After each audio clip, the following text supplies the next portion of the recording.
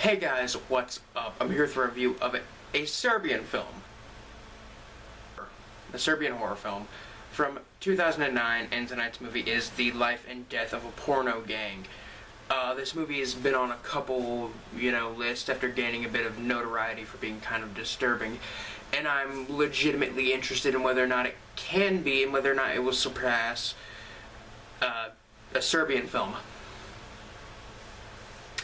So this movie has to do with a guy that after failing to make a feature film, he decides to go on the road with a bunch of performers, and these performers are willing to do just about anything for money, and then it reaches the point to where the director gets involved with snuff films.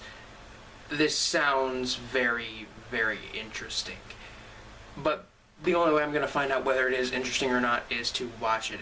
So, let's check it out, shall we?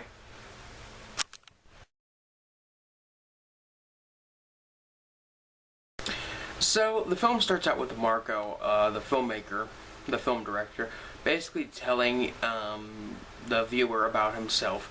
And apparently what this movie is made up of is his, kind of video diary, and he's currently just doing stuff for commercials, and he's done a couple short films, but nothing has really worked out. So he decides to get involved in the pornography business, and he helps shoot porno, and then he becomes a full-on porno director. And his friend Kane, who helped get him into the business and helps fund his movie, is like, no, this movie's way too serious, you gotta take out all this plot. All people don't want plot, they just want the porn. And basically Marco already spent all of Kane's money, and Kane is kind of mad about that. So he decides, oh well, let's how about this, you give me my money and I won't kill you. So also, did I forget to mention that the porno that Marco had created was basically a horror, an artsy horror comedy stoner porno? I'm not joking, that's quite literally what they came up with for it. So, Marco goes into hiding for a bit, and he decides to meet this actress in this play that he sees, and then he starts gathering all these people to start the actual porno gang, and that's kind of where I just kind of stopped writing. The Life and Death of a Porno Gang is one of those movies that you either really like, that you either love or hate. And I gotta say, with the main character being a struggling filmmaker, and myself being somewhat of a struggling filmmaker and someone who wants to become a filmmaker one day, I really could relate to the character, and it really helped me like the film even more. I really loved this movie. It's a genuine surprise at times. The acting in the film is actually all around pretty decent, along with the writing. Even though the characters aren't fully fleshed out, they're still quirky and goofy and interesting and not annoying. They're still fun enough to be around. The effects are kind of okay. They could have been a bit better. The camera work here is a bit shaky, but it's supposed to be like his video journal, so I can forgive that. The lighting here, there's no problems with the lighting. The lighting is fantastic. I mean, it's not, Suspiria levels of fantastic or stylized. It's just normal lighting. It doesn't have the same stylization as a Serbian film does. The pace, the sound mix and music here, I really, the sound mix is good. I really dig the music here. It's a good amount of instrumental stuff. I really liked it. The movie has a good kind of pacing, and it always has something to keep you interested.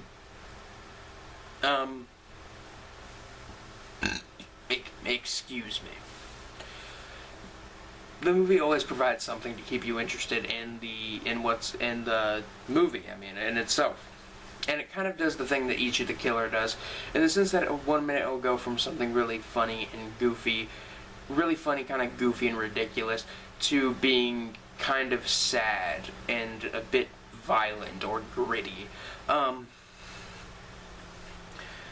It doesn't happen too often. It doesn't happen as often as it does in Ichi the Killer, but it still happens a few times. It kind of swings between like Pink Flamingo's level of gross to Naked Lunch level of satire to a Serbian film level of just horror. But the big question on everybody's mind right now is it disturbing? I really hate to compare this movie to a Serbian film because honestly I like this one a lot more than I did a Serbian film. While it doesn't have the same kind of dark feel and look and stylization as a Serbian film, and while it isn't as gross, well, not as gross, but as genuinely disturbing and upsetting as a Serbian film, it still works. It's still kind of disturbing in how it shows the story and how the story progresses along, and all these things that happen to all the characters and everything. It's not really disturbing in a like physical violence kind of sense. It's more disturbing in a emotional and mental sense. And really, this movie it was made before a Serbian film, and it's kind of, I don't want to say it's the same plot because the plot is a little different, but porn industry than snuff film industry, it's a bit similar. So. I mean, this one is definitely easier to watch than a Serbian film. Like if I were to recommend either one a Serbian film or the life and death of a porno gang to anybody, I would recommend the life and death of a porno gang automatically. It's a lot more accessible to the viewer, and I can tell that it was made. They weren't trying to just go, hey, full shock and full, absolute terror. And I'm not saying that a Serbian film or this film is just for shock value. I do see the kind of satire and meaning behind the film. On the gore meter from 1 to 10, 1 being something like The Corpse Grinders and 10 being something like Brain Dead, the life and death of a porno gang is probably about a 4.5, maybe just a 4. It isn't super gory. There's like 2 scenes of beheading. There's like 2 beheadings, there's like 1 hanging, there's just stuff all over the place. All in all, I really like this movie, and I definitely give it a solid recommendation. It's really interesting, really weird, gross, kind of surreal, and it is definitely far better than a Serbian film. I mean, no offense to a Serbian film, I still gave that a 10 out of 10. I still think that film is, fantastic in its own way. But this is a bit better. It's a bit more everybody's kind of speed. Like, this is a movie I think an average person could probably handle watching. A Serbian film, on the other hand, I don't think so. 5 out of 5, 10 out of 10. I really dug this movie. Yeah. So anyway, guys, if you liked the video, like my channel, be sure to like this video, favorite it, whatever you want, and maybe subscribe perhaps. I would really appreciate that. And check the links in the description below. There are links to things like my Tumblr, Twitter, all that, Facebook. All that is in the description below, as well as Rotten Cotton t-shirts, where I get my horror film t-shirts like this I Drink Your Blood t-shirt I'm wearing right now. This is available on their site for like 15 bucks. It's a pretty good deal if you buy like 6 or 7 shirts, and you get it. And if they're like under 20 bucks, you can buy them all together as a package, and you get it for like 70 bucks. And it's a really good deal. It's where I get my horror film t-shirts. And be sure to check out my friend Chloe, her cosplay and makeup tutorial channel. It is in the description. She always does something really interesting, really cool.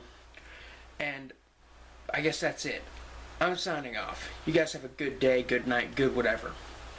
Peace.